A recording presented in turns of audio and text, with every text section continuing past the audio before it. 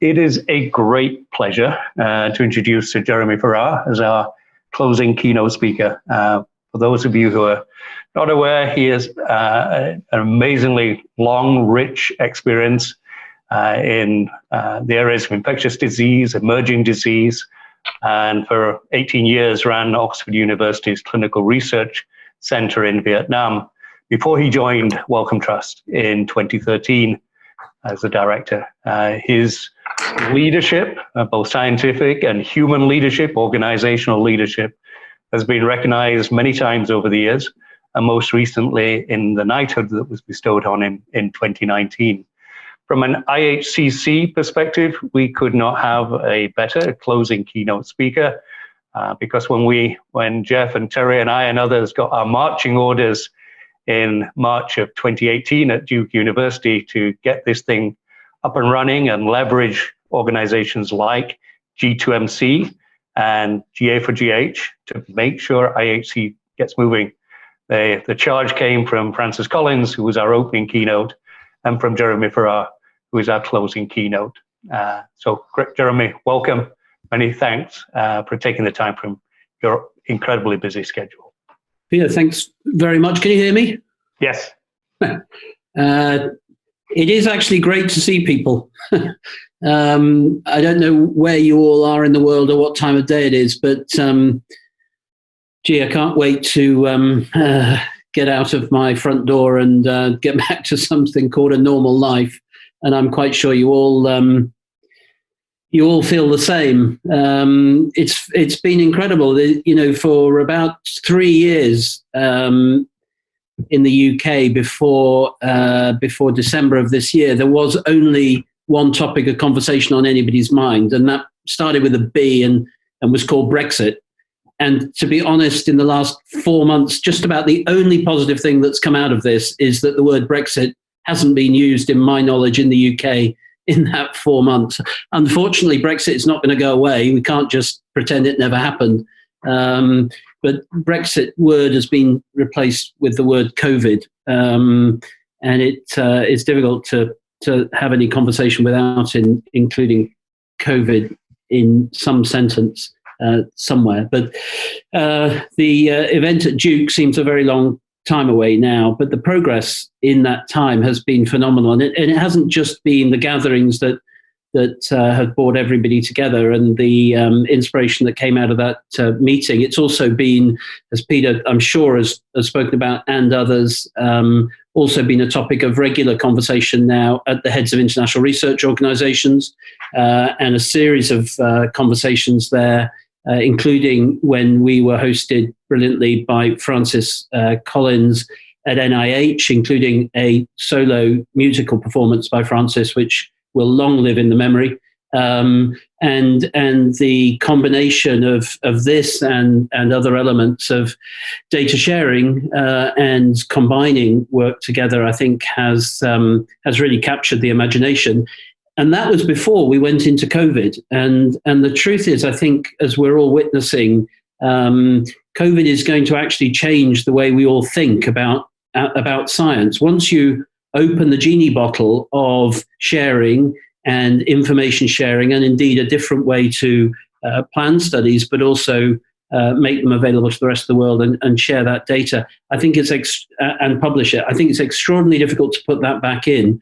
And one of the things that it would be really nice at some point, not today, although we could start that conversation today, and I'm sure you're already thinking about it, is how we could take some of the positive things from the world we're living in at the moment and the amazing willingness at a global level for people to share information and to put information out there and to think about sharing data and publishing it in a very, very, very different way. How IHCC could be part of that going forward and build out of a dark era of COVID into thinking how we could make better use of that. Of course, nothing we do at Wellcome is not done in partnership on this without NIH, and this, along with other things that are also linked with this, for instance, H3 Africa, of course, work in the Academy of African Sciences has been done in partnership with NIH, and the demonstration projects that are going, I hope, Peter, have been helpful to you and colleagues in moving things forward. And it would be very nice Although, as Francis always says, he's never going to write a blank check for you. But it would be very nice at some point, again, we could start this today, about thinking how between NIH, Wellcome, MRC and others, European Union, how we may support the work of you all going forward. Because again, coming back to COVID, I think the power of cohorts, the willingness to do the deep phenotyping, the willingness to share across cohorts is something has always been valuable, but I think is going to be perceived to be even more valuable going forward. The examples recently that have come out of this, I mean, I was involved with the work coming out of Iceland recently that was able, using the cohorts that they've established in Iceland, to look through on transmission cycles for COVID. Just would not have been possible without that sort of infrastructure, and without trying to pull everything into emerging infectious diseases, which might be my own background. I think thinking how out of a crisis there can be an opportunity to take this work forward and dare I say, onto a even different level to where it is today would be something certainly Wellcome would be very, very interested in being part of conversations going forward, because clearly it's going to be on everybody's agenda. On the COVID stuff in particular, Mary De Silva and we've had a lot of conversations about this in the narrow confines of thinking on a UK perspective, but also thinking through how cohorts, and obviously in the UK Biobank is one, Decode in Iceland is another, but the All of Us program in the United States and others, Saprin in South Africa, are going to be part of this. The issues around COVID are not going to disappear, and the cohorts that are established in areas which essentially the whole world is exposed to that infection at the moment, the power of all of your partners and collaborators around the world to actually answer long-term questions about the health, the social and the economic consequences of this, including understanding, of course, genomics, but not limited to that, also in terms of comorbidities and other things, of course, is going to be absolutely critical. And I think that is going to be a phenomenally important long-term perspective as we learn about what is effectively now an endemic human condition, which is going to go on and on and on for many, many years to come. Again, just going back to, and this is again in conversations parochially in the UK and with Mary, but also linked with work of cohorts that we're supporting in other parts of the world, in Latin America, Africa, and indeed in Asia as well, is just how all of us can think about increasing diversity in all of the cohorts. It's something on everybody's agenda, but again, and sorry to use COVID as the new Brexit and bring it into every sentence, but it's clear that the COVID infections are having a disproportionate impact on different sectors of society in ways that we still yet don't understand. And the power of diverse cohorts willing to share across the large cohorts that are partners in this initiative is, I think, going to be crucial, not just to understand basic mechanisms, but also to understand the reproducibility of that and the avoidance of duplication. So since the Duke event, which, sorry, Peter, must have been 3 years ago now, I guess, was it? The progress has been startling. It would be very nice to pause now and sort of take any questions and answers about what Wellcome is thinking about. You may have heard that Wellcome itself is going through a major strategic review at the moment and will come out the other side very different in 2021 and 2022. But there is no doubt, and I have to keep reminding Mary of this, but there is no doubt that large-scale longitudinal population studies, diverse around the world and done at scale, are going to be an absolutely critical component of what Wellcome continues to do in the future. So any thought that as we redo our strategy that this area of endeavour isn't going to remain absolutely critical is certainly not in our strategic thinking at all. And although we will focus on something called discovery science and infections and mental health neuroscience and the effects of climate on health, all four of those critical areas for Wellcome are going to require the input of large-scale longitudinal population studies. So we will remain a very significant player in this, and we hope, and I'm sure it will be true, to continue that very close partnership, including with the NIH, of course, our closest partner in this, but also the MRC, European Commission, Chinese researchers, Japan, and everywhere else around the world, African Academy of Sciences, Mexico, and everywhere else in between. So, Peter, I'll pause there, and happy to take any comments or questions or thoughts or critiques of where Wellcome is or should be. Many thanks. I'm struck by how relatively little time it was. I think it might even be later than you thought. 2017 is probably when we started discussing it, or you started discussing it at the Hero table. Jeff, you had a question for Jeremy or a comment to everybody about Sentinel monitoring. Yeah, just first Jeremy, I want to thank you and Wellcome Trust for all the support that you have given us over the last 2 years since the Duke meeting. Actually, it's only 2 years, but more years since this concept was in your mind, and also allowing Mary to help us build the charter, which she has done exceptionally well and presented earlier yesterday. My question was really about cohorts, and I'm not thinking necessarily specifically around the IACC, but cohorts being a repository of an incredible data and knowledge. And, is there an opportunity to somehow think about them as a sentinel network for emerging infectious diseases? Maybe this is already happening, but I'm not aware of it. But I think about the fact that this pandemic is not just the first one. We had SARS and MERS and H1N1 and Ebola and now COVID, and there's certainly going to be something in the next 2 to 4 or 5 years. I'm sure you would agree. So is there a possibility that we could marshal the forces of the cohorts to help us understand when these things are happening in real time? Yeah. I mean, my personal view here would be absolutely yes. In fact, I think it's critical to think like along those lines. And just to put it into perspective, you just go back, and I don't probably need to go through this with you, but go back over the last 20 years. And effectively, these either regional or now global, of course, epidemics causing significant disruption have happened every 18 months to 2 years, effectively. If you go back through SARS and MERS and Nipah and Zika and of course Ebola and others, you're looking about every even if you discount influenza, which of course we can't discount, but you're looking at the emergence or re-emergence, and that is not going to get less in the 21st century. I mean, obviously something I've been arguing for many years, but with the change of ecology, the change of animal and human interfaces, the mass urbanization that's going on, and of course then the trade and travel, you're going to see these being more frequent and more complex. And the thought of having the capacity through sentinel sites, both in public health, in primary care, particularly I also think in intensive care settings, because actually if you look back at many of those epidemics in the last 20 years,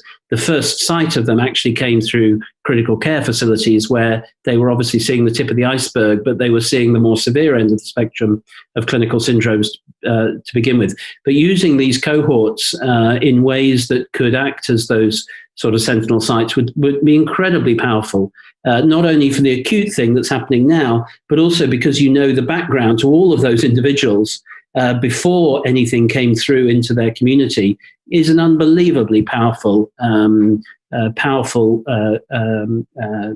thing to look at in terms of emerging infections. And the technology, as many of you may know much better than I do, is developing all of the time. In fact, Brian Grenfell and Jess Metcalf and I published something a couple of years ago about where we're going with serology and testing and the ability to look at previous exposure and experience and current exposure. And that's going to become much, much more technologically capable in the next coming years. So again, having pre, during, and then post, and then also having your cohorts that you can follow up for the longer term consequences, the mental health issues that come out of COVID, or the neurological or cardiovascular, or even indeed metabolic conditions that are going to start to become apparent as we go through COVID and beyond. And that would be true for Ebola or SARS and everything else, I think is incredibly powerful. And of course, politically, and this is not meant to be cynical in any way, but coming out of this pandemic, there is obviously going to be much more interest in both preparing for and thinking about future epidemics. And that would be, for me at least, a very powerful argument for why, again, cohorts just remain absolutely critical. Jeremy, there's in the chat that's coming in, a lot of support for the leveraging the importance, the relevance of COVID and infectious disease. But a couple of questions about the non-communicable disease and the sustainability of cohorts beyond the current emphasis on global data sharing. So I wonder if you could just pass a comment about the rest of this in the non-COVID or the non-pandemic world, and how we keep that same imperative for global data sharing. Yeah, I mean, the comment there on view of inclusion of non-contagious epidemics in scope for global. I mean, just because COVID is happening at the moment, and I happen to come from an infectious disease background, the comments about the non-communicable diseases and their impact is obviously very, very well made. I do sometimes think the cohort community on the whole, if that's a phrase that can be used, perhaps undersells itself a little bit. It's a little bit like talking about public health and investment in health systems, that people see running cohorts for many years as a negative on a treasury or a funding agency. And I wonder whether there isn't value in trying to change the conversation around that, using the opportunity of the tragedy of the moment that we're in, but changing that conversation around this isn't a drain on a funder's resource or indeed a treasury in a taxpayers funded cohort approach, but this is actually an investment in what's critical to keep a country safe and healthy, and perhaps sell the case, if you like, and the narrative of why cohorts are just so incredibly powerful and have to be supported over the long term. And, one of my predictions coming out of COVID is that the whole value of public health and its preventative capacity and its long-term investment need is going to be much higher on the political agenda.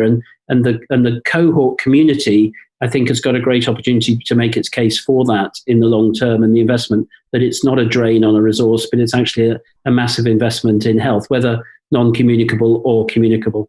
Yeah, are we just seeing again in the chat that we heard from Eric Green on Global Biodata Coalition, and Thomas and others are raising up the fact if we can see these as long-term fundamental resources, then why don't cohorts fall into that same kind of thinking? Yeah, I agree. I agree with that. I mean, it's very difficult, as sometimes it's even harder for nationally funded agencies, more even maybe than philanthropy, to give commitments over the long term. Again, as we're completely redoing our strategy, one of the sort of central pillars for me in this is actually for somebody like Wellcome, who in theory is supposed to be here forever. If we're supposed to be here forever, then why do we have to fund on 3 to 5 year cycles? We appreciate that political systems and taxpayers funded money and the electoral cycle may make it difficult to fund for the long term, but one of the things we're looking at is to stretch the amount of time that we'd be prepared to fund. And once we're in a cohort, biobank is obviously something we're very involved in, but so is H3 Africa and many others. Are we really going to pull out a biobank in 3 to 5 years' time? The answer is no. So why don't we say that? And why actually then don't we give the investigators in someone like biobank or other cohorts that we're really committed to, actually we can plan for the longer term, and we can shift the scientific endeavor from the relative short-termism of 3 to 5 year funding cycles into a sort of more, if you like, what I hope for is a slightly more mature relationship and a partnership to say, actually, it's going to, we're not thinking of pulling out of those critical partners that we work with, biobank being a good example. We're not going to pull out in the next 10 years. So why don't we work along those lines? And that allows, we would hope, the scientists to work and ask the big questions that they may want to ask, rather than those questions that will fill in a grant application in 3 years' time. So, Jeremy, I was having great difficulty in thinking, how can I stop the dialogue and the conversation going? Because it's so perfect for this point in our meeting. But I think you just finished it on probably the best high note you could for this community, and the sense of long-term and strategic vision that you bring in from Wellcome is definitely what this community needs in order to plan for the future. So with that, I would like to let you go back to your massively overcommitted schedule.